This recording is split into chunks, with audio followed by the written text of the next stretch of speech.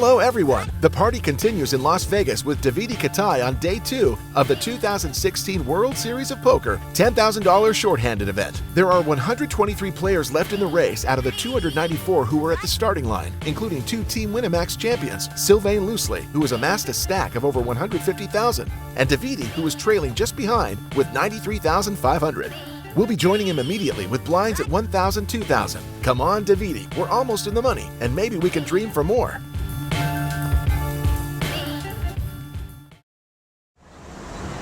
Je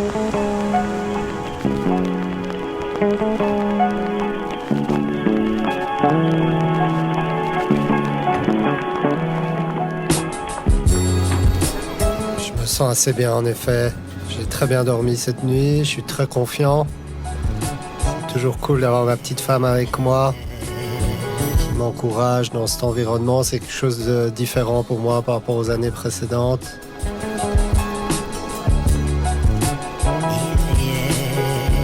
J'ai checké un peu le field et il reste vraiment énormément de bons joueurs.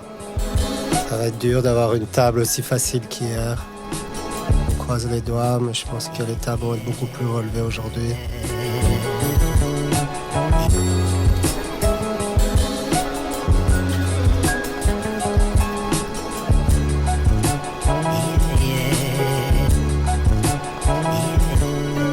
La table est difficile, mais on est une des premières tables à casser.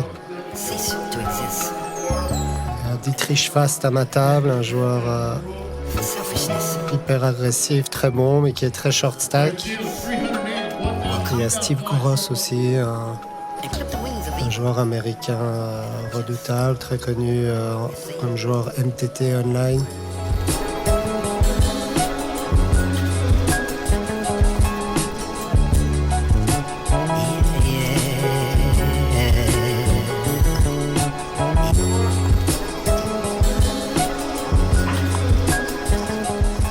Je suis au bouton avec valet 9 de carreau. Je vais ouvrir, même que le small blind est très short. Dietrich Fast, un joueur agressif. Je vais quand même open, je peux me faire call par la big blind. C'est une main qui se débrouille très bien post-flop.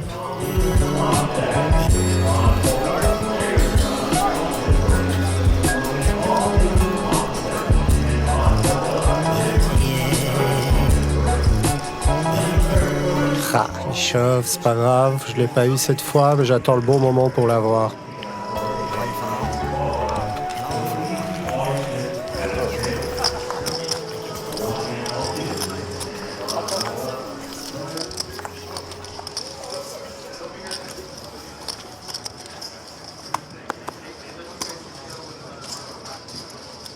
Le bouton n'est pas arrivé, donc je suis au cut-off, mais donc au bouton, il n'y a que 2 joueurs derrière moi. J'ouvre As-9 de pique. Dietrich Fast qui est un joueur très loose, très aggro.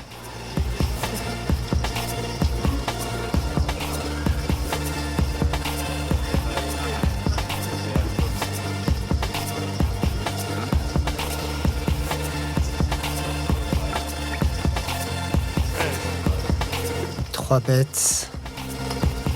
Je vais compter exactement son tapis pour pas faire d'erreur.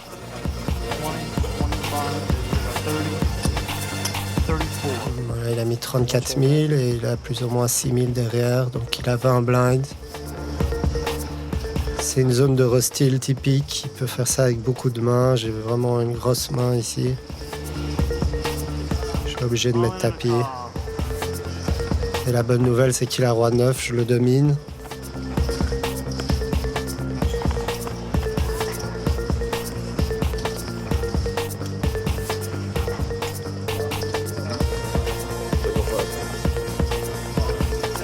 Ah voilà, la belle carte. Good game. Ça fait plaisir d'éliminer un excellent joueur comme lui. Il ne fallait surtout pas le faire doubler. C'est un bon départ pour le jour 2.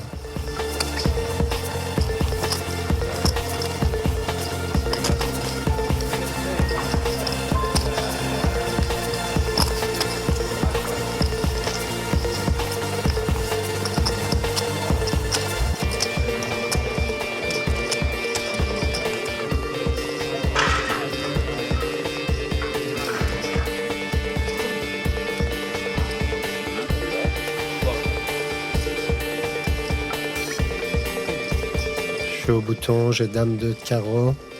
Je fais plutôt cher, pas loin de 3x au bouton. Ce genre de joueurs défendent beaucoup.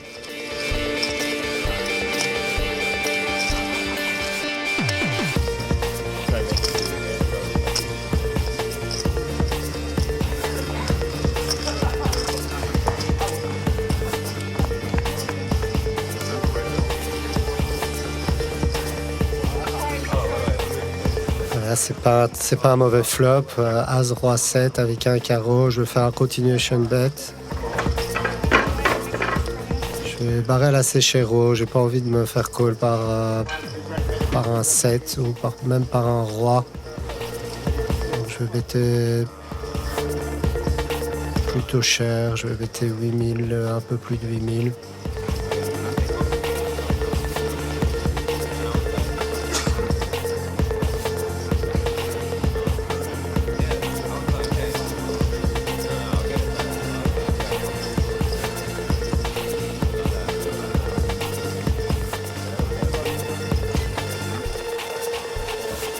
Je sens qu'il a envie de faire quelque chose. C'est bon, il passe.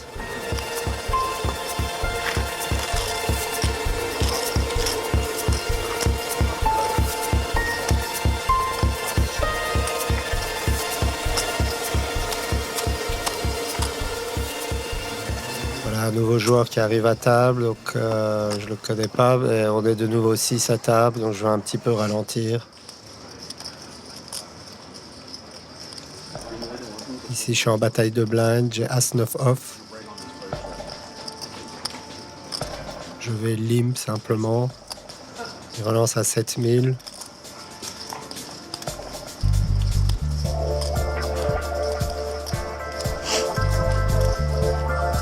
Il est hors de question de passer ici, je vais simplement call.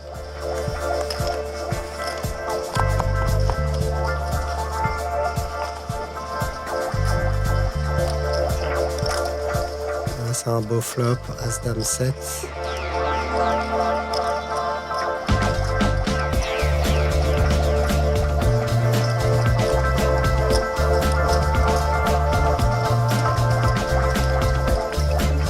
Je check, il check. Étonnamment, il n'a pas tenté de miser ici. Je pense qu'il peut souvent avoir une dame ou une main comme ça, ou même un 7. Il y a beaucoup de mains encore pas possibles. Sur le valet, je préfère bet. Je pense qu'il y a de la value à bet et c'est très difficile pour lui de raise. Il sait que j'ai des as dans ma range de limp call. Je peux même avoir des mains comme roi 10, mais je peux aussi avoir des mains comme 9 et 10, 8 et 10 soutés. Donc il va rarement me relancer ici, quelle que soit sa main, à part s'il a vraiment les nuts. Et voilà, il passe. J'aurais pu le checker aussi, il y aurait eu beaucoup de scary cards à la river. Surtout que là, mon kicker est pas si mauvais, il peut avoir un as moins bien kické. Content de prendre ce pot pour l'instant, sans faute, j'ai pas encore perdu une main.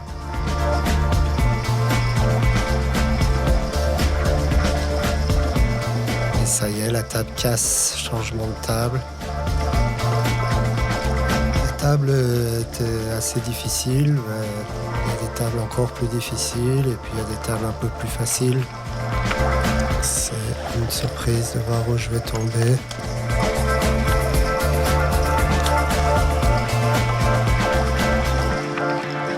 Aïe, à la droite de Scott Siever, c'est pas bon. C'est une table assez difficile. Scott Siever, c'est un des meilleurs joueurs du circuit. J'ai jamais trop aimé le jouer. Il est assez redoutable, très agressif. Ce jeune joueur allemand est très fort aussi. Je me souviens plus de son nom, mais c'est un joueur réputé online. Et puis il y a Jeff Gross, un joueur américain connu aussi.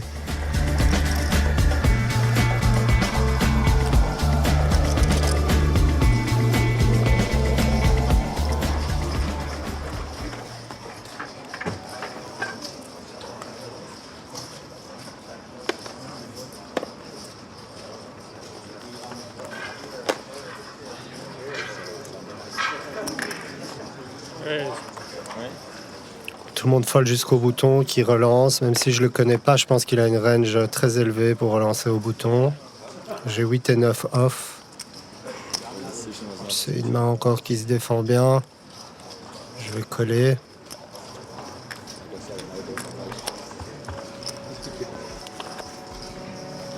Flop 9-3-3. C'est un beau flop.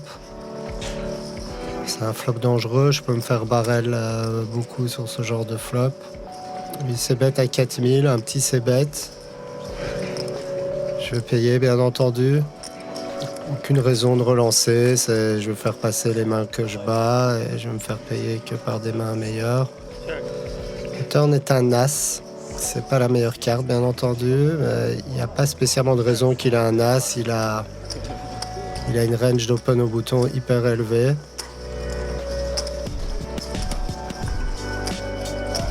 Moi aussi, j'ai quelques as dans ma range de défense, donc il peut me voir payer avec un as. Du coup, il a checké le turn. Par contre, à la river, je pense qu'il risque de miser s'il a rien. Tout comme il peut jouer comme ça un as aussi, mais il y a beaucoup de joueurs sur ce flop, ils auraient check back avec un as. Il met juste 7000, j'ai une belle cote. J'ai parfois la meilleure main. Il y a effectivement quelques bluffs dans sa range, mais le problème aussi c'est qu'il peut value un 9 pareil. Comme le kicker rentre plus en compte, s'il a une main comme roi 9, il pourrait miser après mon check, un petit bet de 7000.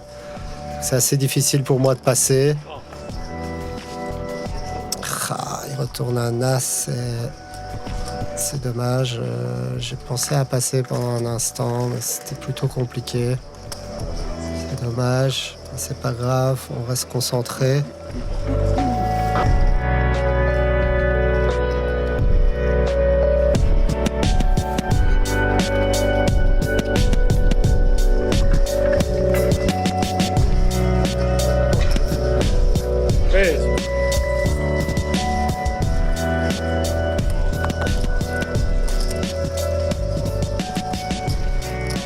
Paire de 10 au bouton. Ce joueur très agressif relance UTG. Je suis clairement au-dessus de sa range. Je vais 3 bêtes. Il n'y a pas trop de raison qu'il me respecte.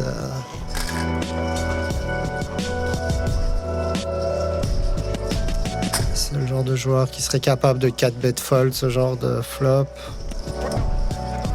Voilà, il a call.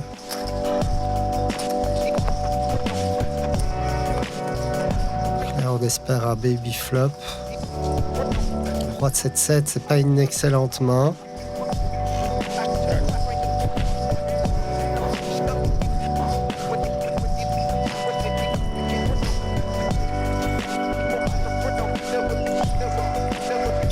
Je vais c-bet tout petit comme je l'aurais fait avec As-Roi, avec 2 As. Vraiment pas cher, ça sert à rien. Je veux faire passer des mains comme As-Valet, As-Dame, Valet-Dame. 2 over, un peu de protection. Je peux parfois me faire coller, vu le montant, par 2-9, 2-8, 2-6.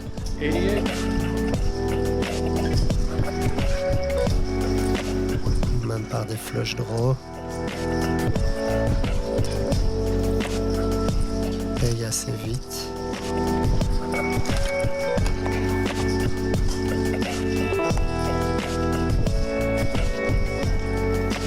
Le turn est un 8.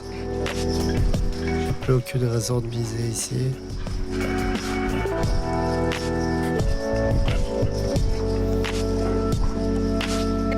Il arrive à une dame de cœur, tout est rentré. Ça m'étonnerait vraiment beaucoup que j'ai la meilleure main. La seule main que je peux espérer voir chez lui, c'est paire de 9.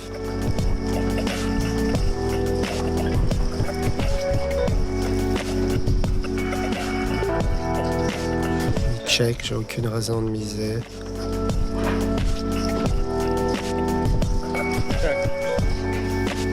Il a roi-dame. Roi-dame, le début de cette table se passe pas top. Deuxième main que je perds. J'ai encore beaucoup de jetons, j'ai pas de raison de m'inquiéter.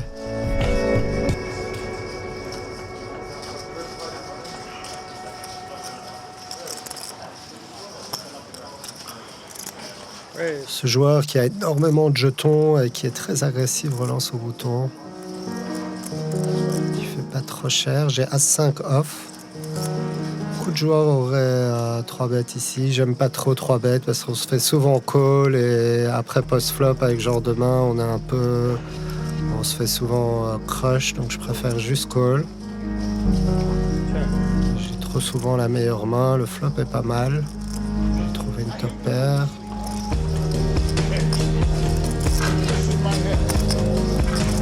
C'est bête à 8000. Ça, ces jeunes joueurs online, j'aime bien jouer à l'envers. Il n'a pas fait cher, je suis plutôt convaincu d'avoir souvent la meilleure main. Je préfère jouer à l'envers ici et passer un 3 bêtes. Je pense qu'il va rarement me mettre sur une belle main. Je suis censé call juste si j'ai un as. Donc je décide de relancer assez cher, 22 500. J'espère me faire float de temps en temps. Il peut me call avec Any2 pour bluffer derrière.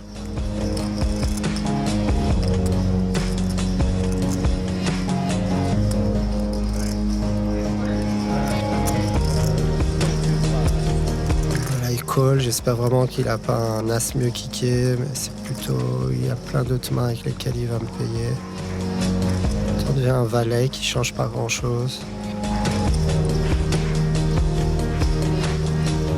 Je vais checker en me disant que s'il flotte, il va peut-être bluffer. Donc je veux vraiment l'induce à faire des erreurs. Check back. Et la river a 2 de cœur qui fait rentrer la flush. Je vais suivre mon plan, je vais encore une fois checker. Et là, s'il mise, je pense que... Il check très rapidement, il a sans doute touché un valet ou il avait une paire intermédiaire, je sais pas. Mais ce petit pot fait plaisir. J'aurais pu peut-être miser à la river. Je suis pas sûr je pense qu'il va folder la plupart du temps un valet, mais c'est vrai que voilà, c'est juste que je le pensais en float et qu'il pouvait avoir une hauteur 8 avec une gutshot. Il m'aurait call tellement de mains. Donc je voulais induce un bluff. Il est satisfait de mon check raise au flop qui est pas standard du tout.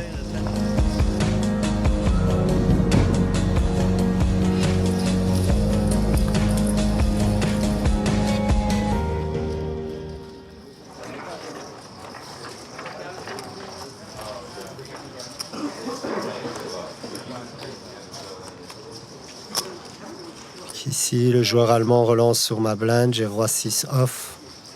C'est suffisamment fort pour défendre. Surtout que le sizing est assez petit, j'ai une très belle cote avec les antais.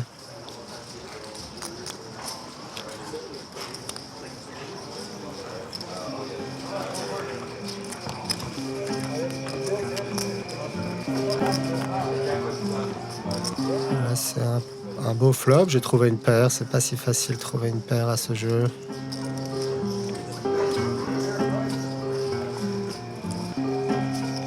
Il s'est bet 6000, donc pas cher.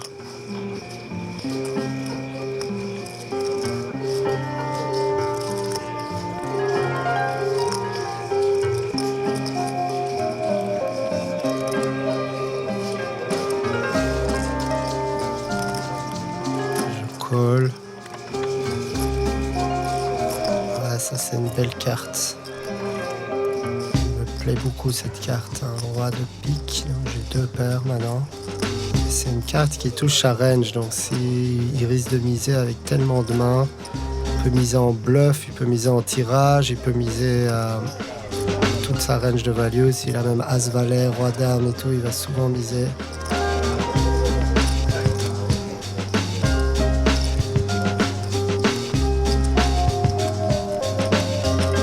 Pas trop d'intérêt de relancer.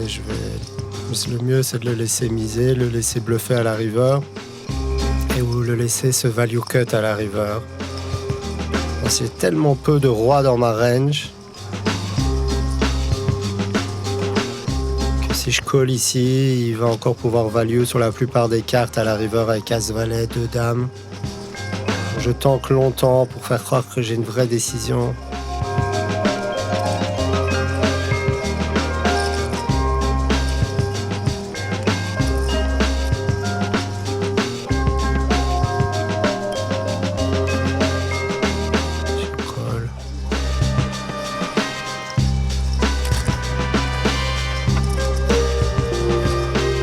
river est un 3 de trèfle, c'est pas la plus belle carte. Et check back directement. C'est pas la plus belle river, mais j'ai quand même pris un beau pot. Je suis quand même satisfait de ce coup, ça fait du bien. Il était temps que je gagne des coups à cette table. Pour pas qu'il me marche dessus. Pour pas me retrouver short stack à l'approche de la bulle.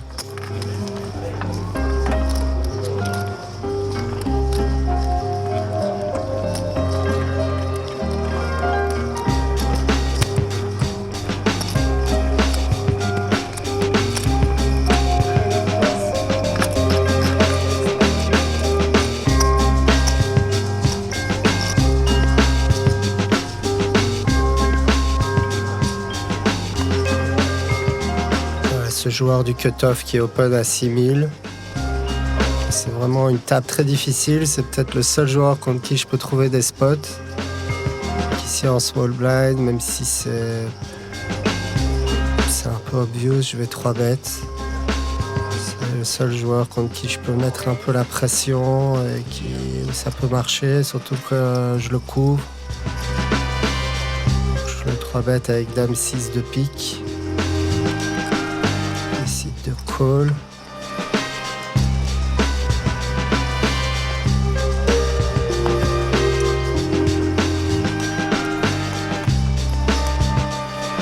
C'est pas un très beau flop pour moi. À 5-2 avec 2 trèfles. Heureusement, je suis l'agresseur, donc s'il a rien touché, il va tout simplement passer. Je vais faire un continuation bet classique, pas trop cher non plus.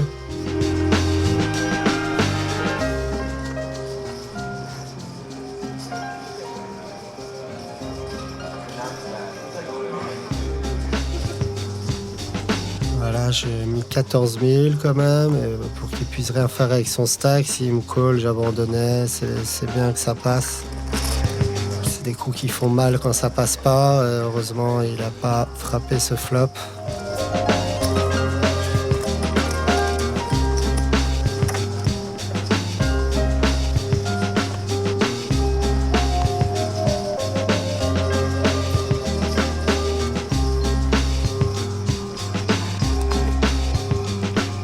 Dame valet off au cut-off.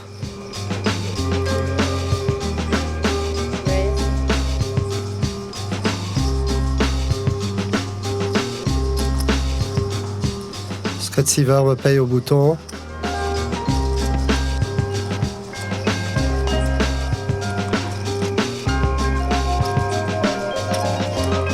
Et la big blind paye aussi.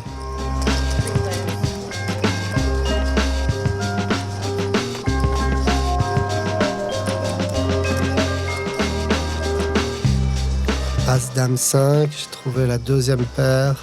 Il n'y a pas trop de raison qu'ils aient beaucoup d'as dans le range. Je vais checker. Le bouton check aussi. J'ai quand même souvent la meilleure main pour l'instant. Le turn est un 9 de carreau, ça ouvre beaucoup de draws.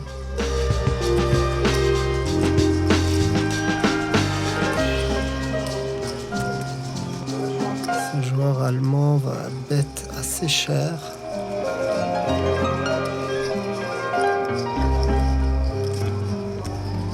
Je pense qu'il peut le faire avec beaucoup de tirages. Il n'y a pas tellement d'as dans sa range de défense. Il y a tellement de mains pour défendre qu'il peut avoir tellement de choses ici. Il peut avoir tirage flush draw plus gut shot. Il peut avoir plein de trucs possibles. Bon, je vais payer tranquille. Je pense avoir la meilleure main plus souvent. Scott Seaver call aussi par contre. Ça, j'ai plus de mal à savoir ce qu'il peut avoir. Il peut aussi avoir des draws. Parfois, il peut avoir check le flop avec un as. Ça, c'est déjà vu. 10 valets est rentré. Si je bloque un valet,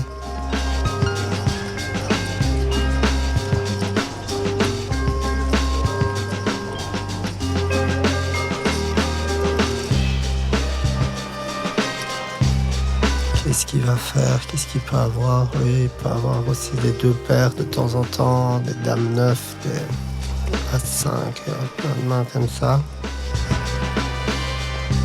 Avoir une main 6 et 7 de carreau, ça c'est une combinaison, c'est plutôt rare. En tout cas, c'est dur pour lui de bluffer ici, c'est très dur avec 2 joueurs derrière. On a des 10 valets dans notre range. Je Je pense que le bluff est très difficile pour lui. Il fait en plus assez cher. Je passe directement. Je ne le vois pas bluffer ici sur 2 joueurs. Et Scott Seaver qui lui fait tapis. C'est énorme. Ouais, c'est sans doute qu'il n'a pas 10 valets. Alors que Scott Seaver, il peut avoir tellement 10 valets. Je pense que Scott Seaver doit être nutsé ici. C'est là que je vois que moi j'avais valet dame. Ça aurait été une belle main à transformer en bluff. Et voilà, il passe. Et voilà, le petit break, ça fait bien de se reposer un quart d'heure, de se changer les idées, retrouver un peu d'énergie pour attaquer cette table hyper compliquée. On se retrouve avec Sylvain, il est toujours là. On est les 2 derniers du team et à 100 joueurs left.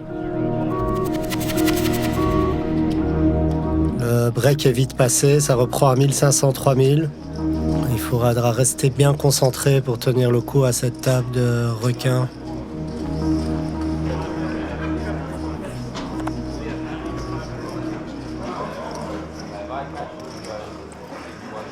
J'ai une paire de 8 au cut-off. C'est un beau spot d'open. Scott Seaver au bouton, qui ne fold pas beaucoup de boutons et qui me 3-bet. Je pense qu'il a une range hyper large ici. C'est très compliqué pour moi à jouer.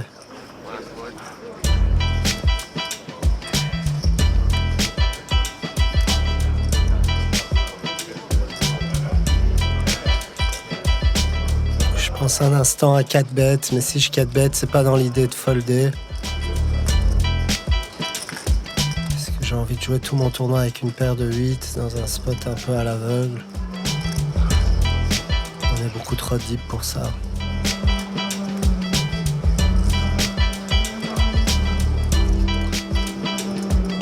Je vais plutôt call. Pour avoir un flop, c'est le moment de frapper un petit brelan.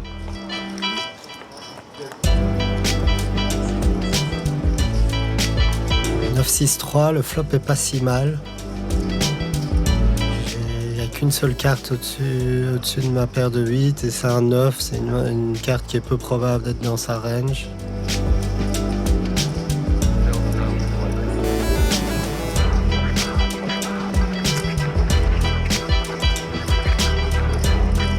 Il fait quand même un gros bet ici, sur un flop aussi dry.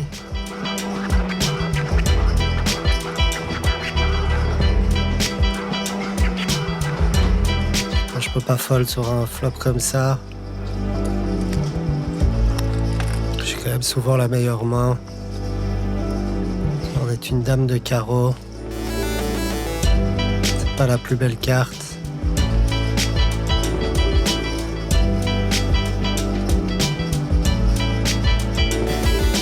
On sent qu'il a envie de barrel.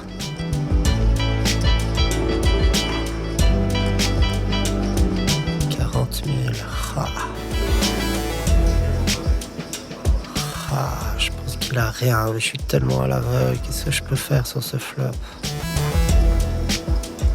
Il est trop bon ce type.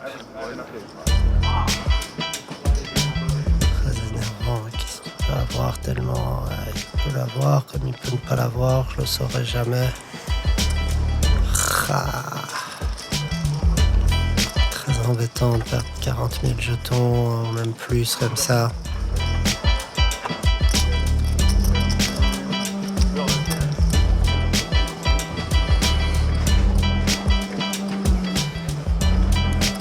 Je suis UTG1, je suis As-9 offsuit. Je joue open. La big blind est short, donc on devrait me respecter plus souvent.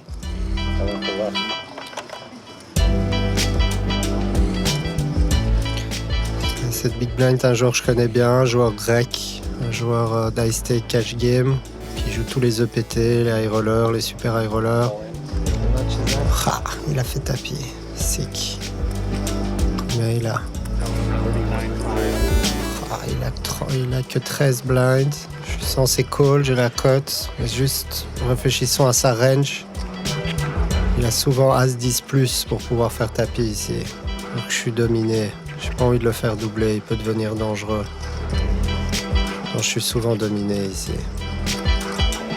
Puis ça peut faire mal à mon stack. Je pense stratégiquement c'est mieux de fold ici.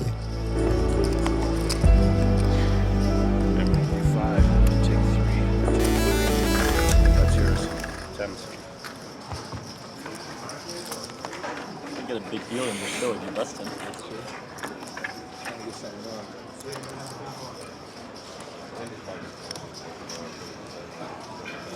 Si je relance au bouton Dame 9, je me laisse pas démonter. La big blind est ultra short.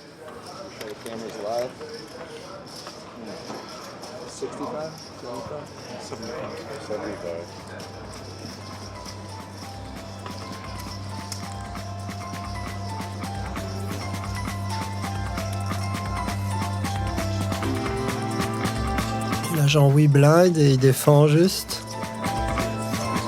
Jeff Gross. Le flop est pas mauvais, j'ai 2 paires, j'ai une gut shot.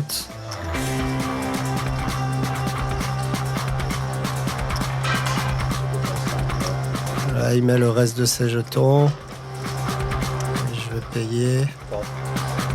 Il a dame huître demain.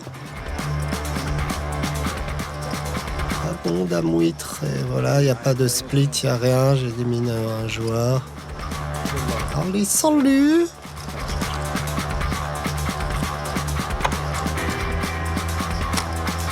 Bon, il était vraiment short, ça, même si ça fait du bien, j'ai encore du retard par rapport aux 2 joueurs à ma droite et à ma gauche. À ma droite est vraiment gigantesque.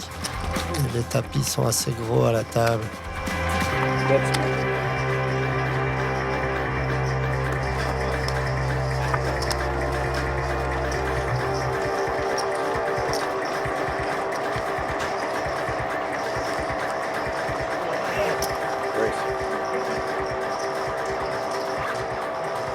Ce joueur est très agressif au hijack. J'ai une paire de 4.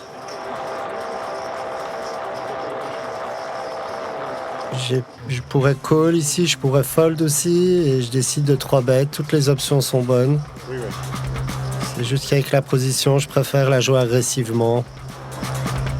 Je sais qu'il a une range d'open très large. Je vais lui mettre la pression. Faut pas avoir peur à ce stade du tournoi. Je préfère être l'agresseur dans les mains que je joue. Voilà un très mauvais flop.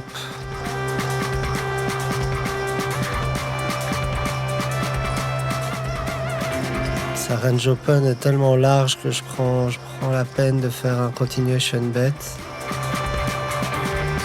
C'est assez cher. Je préfère faire une street, un bet et puis plus rien mettre. Voilà, parfait, il passe, ça, c'était important.